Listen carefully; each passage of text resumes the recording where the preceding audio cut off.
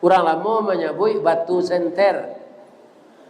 Jadi radio tu di duian 6 batu senternya.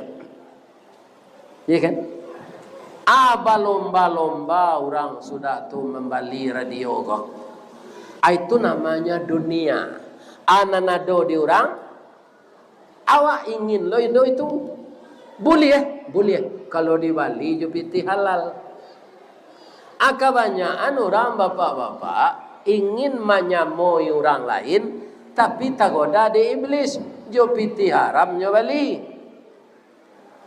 Lebih-lebih namanya sak bininya. Dah. Orang lah pakai radio aki, radio baterai. Awak alunnya lai Bali lah. Ya kan? Suaminya tak berpiti, nyo salang piti orang, nyo pinjam. Tak nyo bayi-bayi, nyo kaduan di orang.